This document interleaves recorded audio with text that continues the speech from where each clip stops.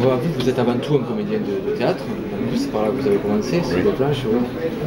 Comment on devient doubleur plutôt en bref Oh, c'est très simple quand on... Bon, moi j'ai commencé ma carrière de comédien très jeune. Shakespeare, je crois, la première pièce, c'était du Shakespeare, il me semble. C'était la première... Oh là là, non, c'était Andromaque, du Joyeux Racine, une pièce très drôle. Non, mais j'ai commencé en faisant du théâtre amateur, j'avais 16-17 ans. Après, j'ai fait l'École nationale de Strasbourg, qui est devenue plus tard le TNS.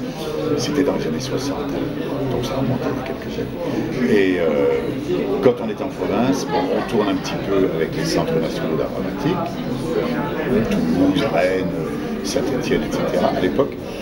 Et puis après, c'est Paris. Il faut aller sur Paris. Et Paris, c'est la radio, c'est le cinéma, c'est la télévision qui tournait énormément à l'époque, dans les années 60. Il n'y avait qu'une chaîne, mais ça tournait tout le temps. Et puis le doublage. Et on m'a dit tout de suite, avec ta voix, tu vas voir, toi, le doublage, ça va être formidable.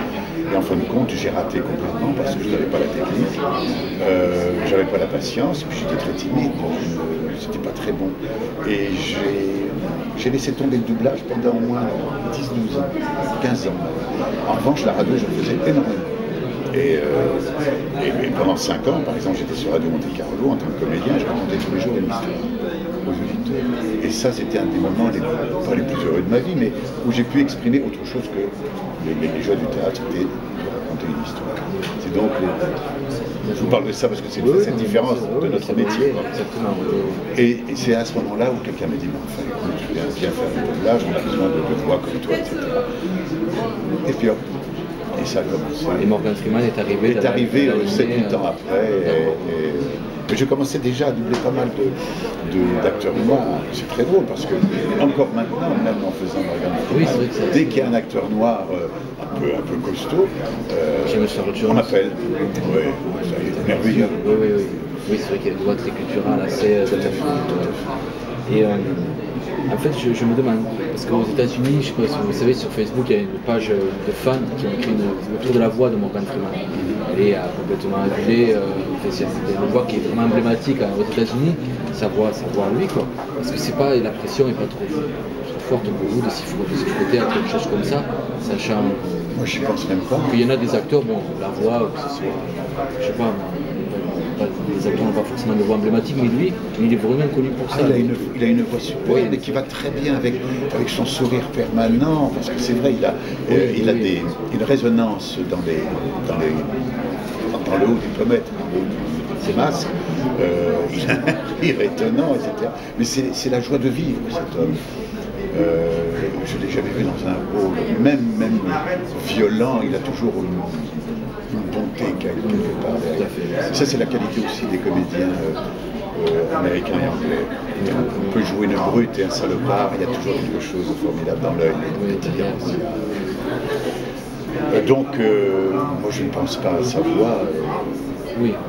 Pas du tout. Parce qu'elle est quand même assez proche, votre voix de la sienne. On n'est pas aux antipodes. Non, on n'est pas aux antipodes. Vraiment, des fois, mais je n'ai pas la résonance qu'il a. Oui, c'est quand même une très belle voix aussi. non, mais c'est une voix qui est très reconnaissable. Vraiment, moi, je trouve que vous êtes un des doubleurs les plus reconnaissables du cinéma français. Vraiment, avec quelques autres, comme bien sûr. Son nom m'échappe, mais c'est alors de Schwarzenegger. Oui. Voilà, très masculine, très Et justement, en parlant de Morgan Freeman, j'avais lu que vous aviez, les deux films que vous aviez le plus de lui, c'était Amistad et Les Évadés. Oui. Et j'imagine qu'il y en a que vous considérez comme moins bons quand même. J'étais curieux de savoir lesquels. Là, il faudrait que je fasse travailler ma mémoire sur papier pour retrouver le nom de... Ah oui, mais je crois qu'il y en a...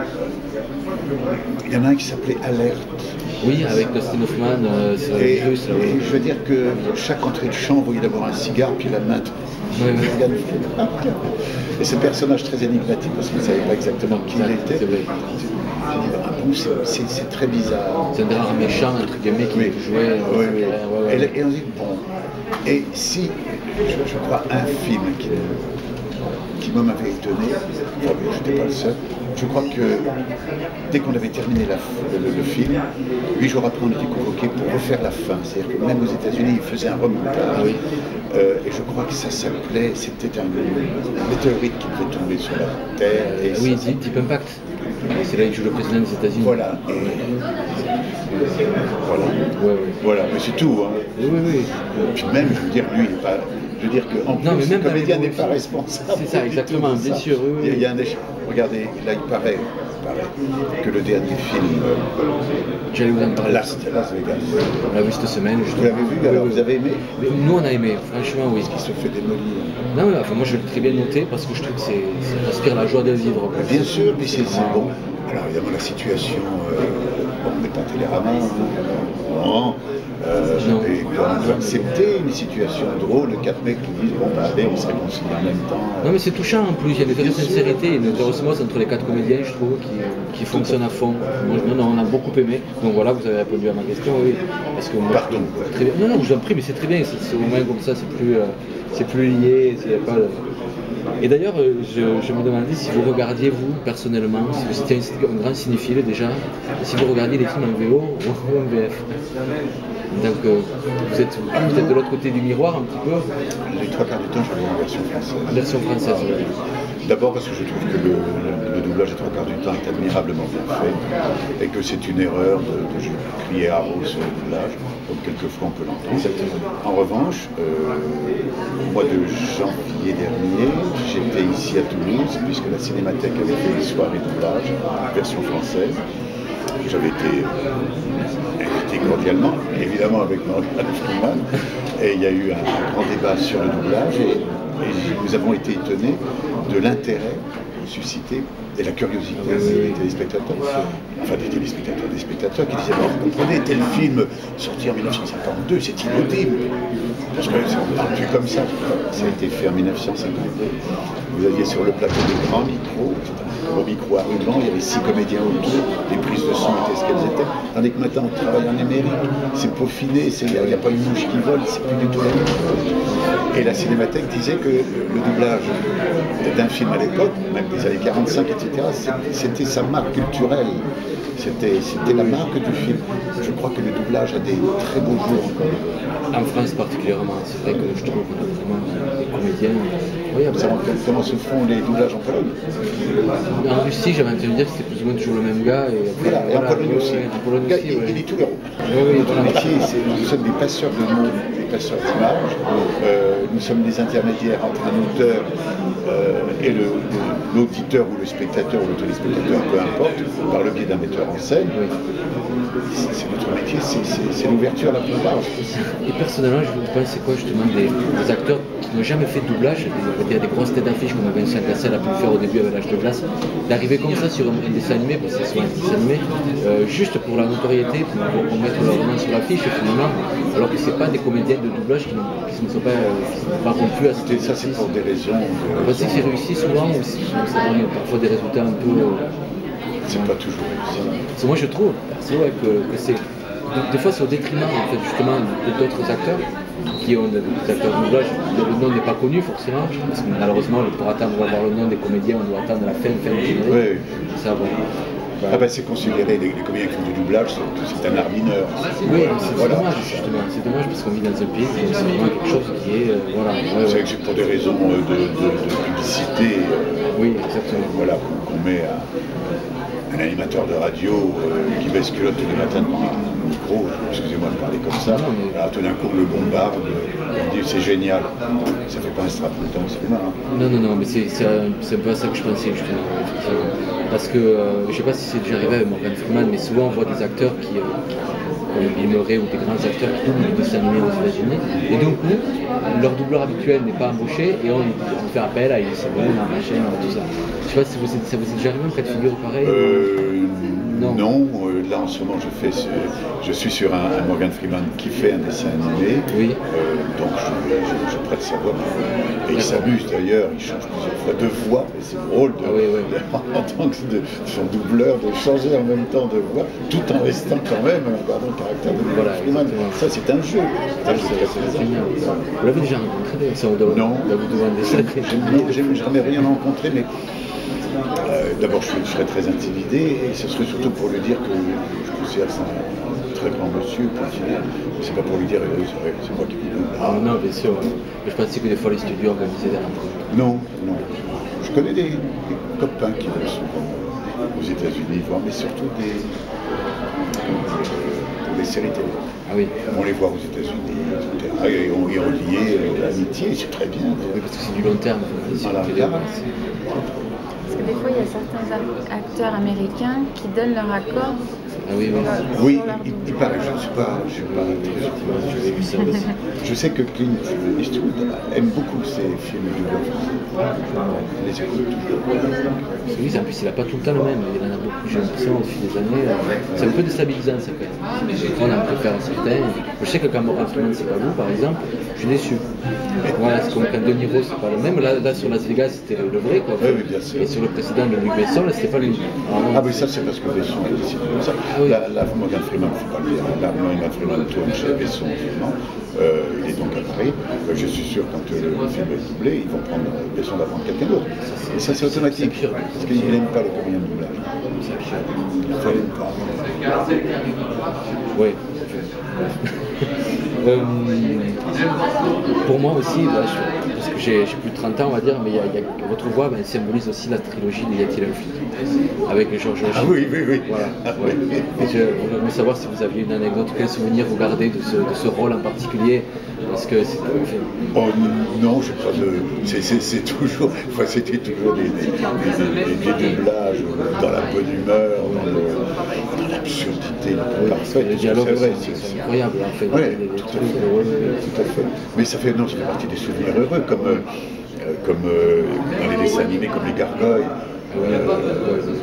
C'est super, j'ai pas compris pourquoi ça me repassait pas. Ou alors, pour les enfants, la série des Balous, que j'ai eu la chance de faire, mais c'était drôle, c'était écrit, doublé en français, puis adapté en français d'une façon géniale. Walt Disney avait laissé la pleine liberté à l'adaptatrice qu'on connaissait bien à l'époque. Il écrivait des choses magnifiques, c'était du bonheur. Oui, vraiment du bonheur. Oui, exactement. Et justement, vous avez une petite espace de liberté quand même quand vous doublez un film où il faut vraiment vous en tenir au conducteur qui défile. Au niveau de la tonalité, des fois, est-ce que vous pouvez peut-être imprimer quelque chose et suggérer quelque chose? Je pense qu'on a une certaine liberté. Il ne faut pas dépasser en force d'abord ce que fait le comédien. Il ne faut pas être inférieur à lui. Et quand même, on doit s'inspirer de l'état d'humeur dans lequel il est, dans son jeu. On ne peut pas trop se permettre des choses. Oui, c'est vrai. On ne peut pas. Vous savez, on est au service de l'acteur. C'est ça, oui. On n'est pas là pour prendre, on ne prend pas sa place. Justement, pour moi, c'est là qu'on voit la différence entre un comédien qui est habitué au doublage, qui le fait bien, et quelqu'un qui déboule un peu comme ça, ou à l'improviste. Parce que souvent, ils en profitent pour placer leur propre patte. Quand il dit ses mots, je reprends lui, parce que c'est le premier qui me vient à l'esprit, il double quelqu'un, on le sent tout de suite. Bien sûr, il fait, lui, il laisse ses mots. Le personnage, un peu, il passe un peu au bon plan. C'est vrai que ça, vous avez raison, mais ça n'a rien à voir avec son talent. Non, mais a priori, c'est pas ce qu'il faut faire. Parce que comme vous dites, le personnage, il est là, il existe déjà, et a priori, c'est vrai qu'il faut mieux. Vous prenez par exemple l'exemple superbe, c'est Serge Sauvion, quand il doublait son inspecteur, je veux dire, Anafar, Colombo. Ouais. Il a apporté à ce personnage, dans le doublage, ce qui fait la renommée. C'est extraordinaire. Serge a épousé, c'est lui qui a donné, c'est comme Michel Roux. Il a apporté au personnage qu'il doublait dans des séries qui n'étaient pas toujours extraordinaires. C'est lui qui a fait le succès, c'est le doublage qui a fait le succès. Stallone aussi, c'est pareil, un petit peu le. Oui. C'est Dorval. Bien sûr. Oui, exactement. Et je pense qu'on va, je ne vais pas vous retenir très longtemps. Je voulais savoir si vous aviez une réplique en particulier qui vous avait marqué au fil de votre carrière, Morgan Freeman ou pas, s'il y avait quelque chose, finir par une réplique. une phrase. Voilà, vous me prenez. Voilà. Non. La tirade de nous évader, par exemple, moi je fais ça. Non, parce que quand on tape sur YouTube, réplique culte Morgan Freeman, c'est là qui revient tout le temps, parce que c'est quelque chose voilà, sur la liberté. Oui, oui, il est sur la liberté. Bon, voilà, écoutez, moi, ce serait, évidemment, c'est pas radiophonique ni télévisuel, c'est dans Amistad. Oui. C'est la séquence la plus belle d'Amistad. Morgan Freeman jouait un personnage qui était, je crois, un clerc de notaire ou un clerc d'avocat, un jeune juriste, qui va visiter le bateau où les Noirs pris en Afrique comme nègres s'étaient révoltés et avaient foutu le feu au bateau. Et il va visiter ce bateau et il regarde et sourit. Et dans son regard, dans son émotion, on voit ce qu'a vécu son père, parce qu'il était le père. Ça peut être à la fois le père ou le grand-père de Morgan Freeman, mais le père aussi, les personnages qu'il jouait. Et il ne disait rien, et c'était poignant. Et ça, c'est du travail d'artiste. Ça ne sera pas une réplique, je suis désolé. Non, non, mais c'est parfait. Mais c'est une image, oui, chapeau l'acteur.